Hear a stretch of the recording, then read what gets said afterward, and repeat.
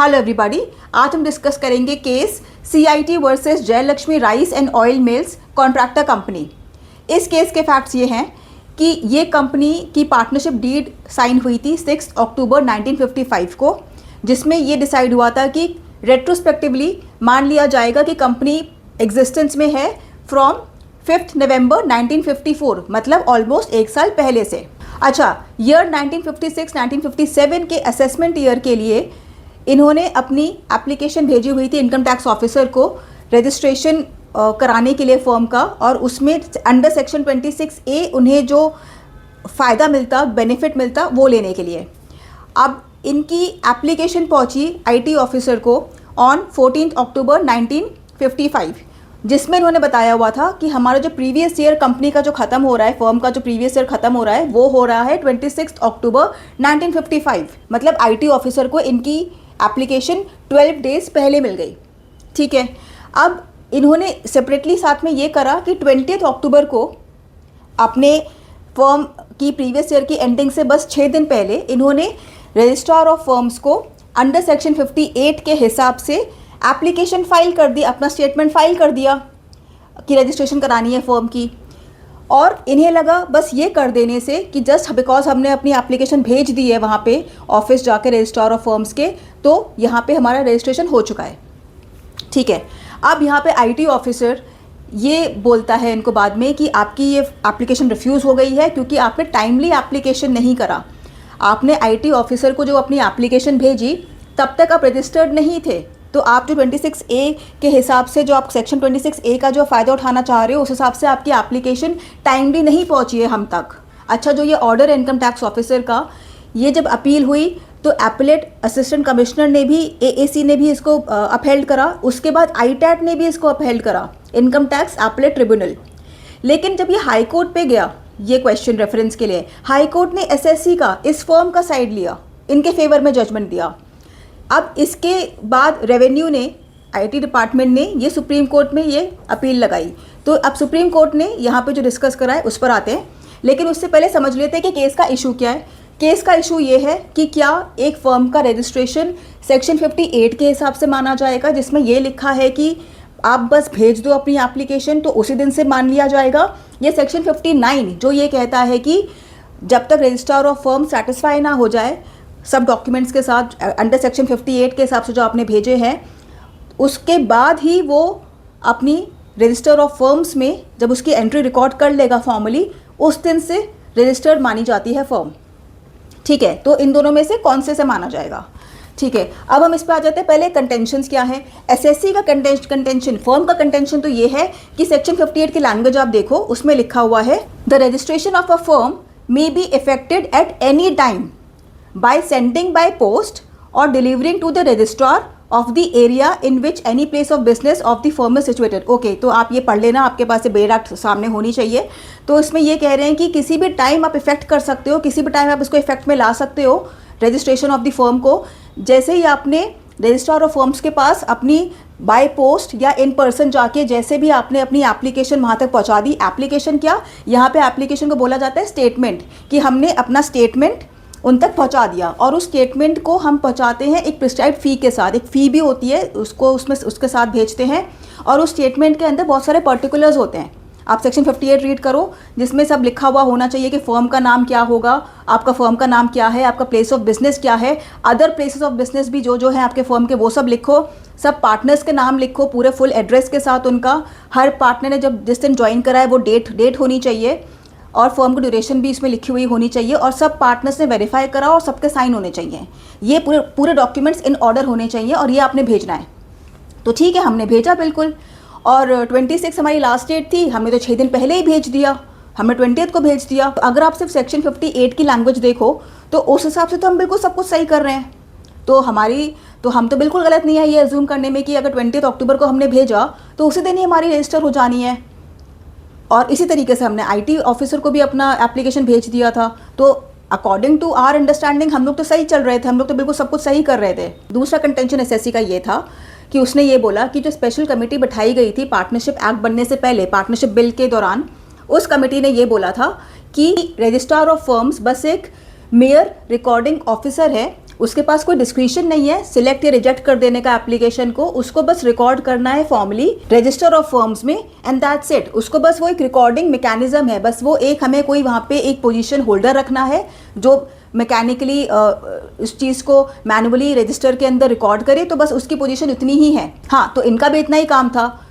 तो सेक्शन 59 में आप कह रहे हो कि उनको सेटिस्फाई होना पड़ेगा पहले और फिर वो ये इसको रिकॉर्ड करेंगे, तो नहीं। रिपोर्ट कमेटी रिपोर्ट में तो बस उनको रिकॉर्डिंग ऑफिसर बोला गया कि जिनका काम बस रिकॉर्डिंग मैकेनिकल काम है, कोई ज़्यादा कोई डिस्क्रिशन नहीं है कि सेटिस्फाई होना पड़ेगा, फिर वो सोचेंगे कि 58 के हिसाब से है कि नहीं, तब हम आगे बढ़ें कि नहीं। थर्ड कंटेंशन ये था कि इनकम टैक्स के जो रूल्स हैं उसमें जो रूल 2 भी है जो ये कहता है कि अगर रजिस्टर्ड फर्म है तो अपना प्रीवियस ईयर ख़त्म होने से पहले पहले एप्लीकेशन भेज दे हमको, और वो रजिस्टर्ड हो उस टाइम से पहले पहले। तो हाँ, उस हिसाब से तो हम हैं।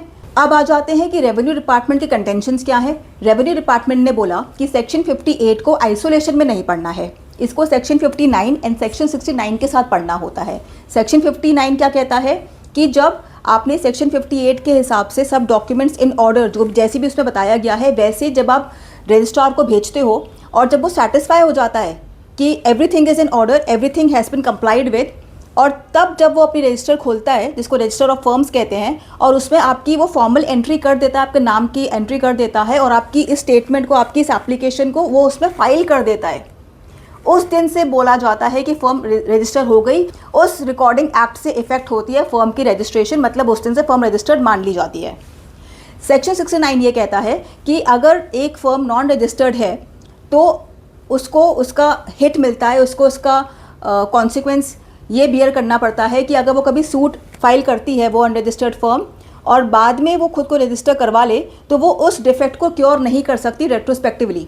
सेक्शन 69 के बारे में अभी हम आगे के केसेस में देखेंगे जो इसके बाद आएंगे, तो वहाँ पे ज़्यादा इसको डिस्कस करेंगे। बट यहाँ पे ये वाली बात बोली क्यों लेकिन रेवेन्यू डिपार्टमेंट ने, क्योंकि हाई कोर्ट ने जिसने एसएससी के फेवर में ऑर्डर दिया था, जजमेंट दिया था, उसने ये बोला, उसने तो यही बोला कि 58 के हिसाब से बिल्कुल सही किया है, फर्म मान ली जाएगी रजिस्टर्ड है। एंड दूसरा कि अगर बाद में भी ये रजिस्टर करा रहे हैं फर्म को एप्लीकेशन भेजने के बाद आईटी ऑफिसर को, उसके बाद भी अगर इनकी रजिस्ट्रेशन हो रही है तो वो भी वैलिड है। इस वजह से सेक्शन 69 का मेंशन करना पड़ा कि वहाँ भी आप देखो कि लेजिस्लेटिव इंटेंट ये था कि एक अनरजिस्टर्ड फर्म को कॉन्सिक्वेंसेस बियर करने पड़ सकते हैं इस चीज़ के रिगार्डिंग। तो ये वाली चीज़ भी, तो हाई कोर्ट ने जो ऑर्डर किया वो भी यहाँ से इनवैलिड हो जाता है। सेकंड कंटेंशन ये था कि राम प्रसाद वर्सेस कमला प्रसाद केस को साइड किया गया, जिसमें ये बताया गया कि जब तक registrar of firms necessary entry नहीं कर देता अपने रजिस्टर में तब तक फर्म रजिस्टर्ड नहीं मानी जाती। ठीक है।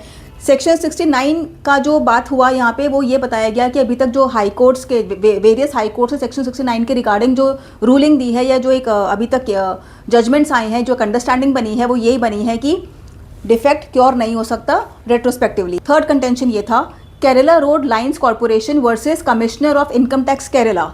इस केस पर रिलाई किया रेवेन्यू डिपार्टमेंट ने, क्योंकि इस केस में सेम टू सेम ही फैक्ट्स थे। वहाँ भी ऐसे ही section 26A of income tax के रिगार्डिंग फर्म के रजिस्ट्रेशन के रिगार्डिंग ये एप्लीकेशन गई थी। वहाँ ये हेल्ड हुआ था कि सेक्शन 58 और 59 को एक साथ पढ़ना होगा, आइसोलेशन में नहीं पढ़ सकते 58 को, और उस हिसाब से दोनों ही बातों का होना ज़रूरी है। 58 भी पूरा फॉलो हो, 59 भी पूरा फॉलो हो। Now let's come to what supreme court held. Supreme court ने बोला कि सेक्शन 58 को नो डाउट अकेले अगर आप पढ़ते हो, इन आइसोलेशन अगर आप पढ़ोगे तो बिल्कुल ऐसा लग सकता है कि वो एक पार्टी के आर्गूमेंट को सपोर्ट कर रहा है कि 58 के हिसाब से आपने एप्लीकेशन भेज दी अपनी एंड दैट इज़ इट, तो आपका रजिस्ट्रेशन हो चुका है, मान लिया जाएगा उसी दिन से। लेकिन आपको ऐसे नहीं करना है। 59 और सेक्शन 69 के हिसाब से आपको कलेक्टिवली पढ़ना है तीनों सेक्शंस को और पूरा लेजिस्लेटिव इंटेंट को समझना है, कोहेरेंट लेजिस्लेटिव इंटेंट को समझना है।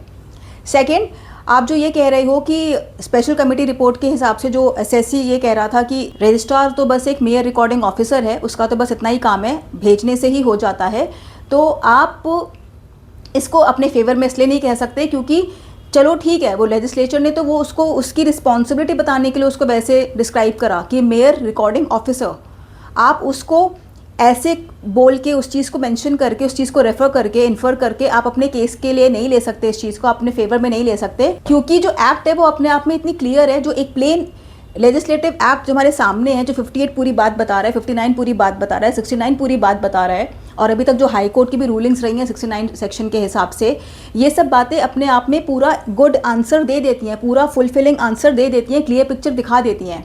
तो अब इस चीज़ को समझने के लिए आपको एक स्पेशल कमेटी की रिपोर्ट को रेफ़र करना पड़े तो वो एक लेजिटिमेट रिसोर्स नहीं है, एक लेजिटिमेट गो टू रिसोर्स नहीं है जहाँ से आप एक एक्ट के सेक्शन को इंटरप्रेट करना चाहो। और आपको एक्सटर्नल रिसोर्सेज की तरफ तब जाना चाहिए कोई एक्ट को इंटरप्रेट करने के लिए जब आपको वो एक्ट में ही सेक्शन या सब सेक्शन क्लियर नहीं बता रहा है, आपको एम्बिग्युइटी नज़र आ रही है, तभी आप एक्सट्रिंसिक सोर्सेज टू कंस्ट्रक्शन की तरफ आपको जाना चाहिए। यहाँ पे सब कुछ चूँकि समझ में आ ही रहा है, क्लैरिटी है सारी चीज़ों के साथ, तो वो चीज़ यहाँ पे हम अप्लाई नहीं कर सकते। तो कोर्ट ने इस अपील को अलाउ किया, रेवेन्यू डिपार्टमेंट के फेवर में ये ऑर्डर गया, एसएससी के अगेंस्ट गया और ये बोला गया कि जो रेवेन्यू डिपार्टमेंट अभी तक बोलते आ रहा है वो सब करेक्ट है, ये फर्म रजिस्टर्ड नहीं थी जिस दिन तक इनकी एप्लीकेशन उनको पहुंची। So now let us summarise this case with 3 takeaways. First, आपने बस स्टेटमेंट फाइल कर दिया, दैट डजंट मीन कि रजिस्ट्रेशन हो चुकी है। सेकेंड, आपको स्टैट्यूटरी के प्रोविजंस को आइसोलेशन में नहीं पढ़ना है, एक साथ पढ़ना है, एक स्कीम के साथ पढ़ना है, सबके साथ कलेक्शन में पढ़ना है, सराउंडिंग सेक्शंस को देखते हुए पढ़ना है और समझना है। एंड थर्ड, जिन प्रोविजंस के रिगार्डिंग एक्ट अपने आप से सब समझा रहा है, अगर आपने सेकंड चीज़ को फॉलो करा था, सबको साथ में लेके पढ़ा था और सब कुछ समझ में आ रहा है क्लैरिटी से, तो एक्सट्रिंसिक एड्स टू कंस्ट्रक्शन लेने की ज़रूरत नहीं है। एक्सटर्नल सोर्सेज पे जाके केस को इंटरप्रेट करने की, सेक्शन को इंटरप्रेट करने की ज़रूरत नहीं है, खासकर तब जब सब कुछ क्लैरिटी के साथ एक्ट हमें खुद ही बता दे रहा है। वो हमारी शॉर्टकमिंग रही है कि हमने कलेक्टिवली नहीं पढ़ा, हमने सराउंडिंग सेक्शंस को नहीं देखा, बस आइसोलेशन में पढ़ लिया और अपने फेवर की बात ले ली। I hope I was able to explain this case well to you. कोई भी कन्फ्यूजन है, आपके कोई व्यू पॉइंट है, आपके कोई एडिशंस हैं, तो please write in the comments below and I will answer as soon as possible. तो अब मिलते हैं नेक्स्ट वीडियो में नेक्स्ट केस के साथ जो सेक्शन 69 के बारे में डिस्कस करता है। तब तक के लिए happy reading, happy studying and take good care of yourselves. Bye bye.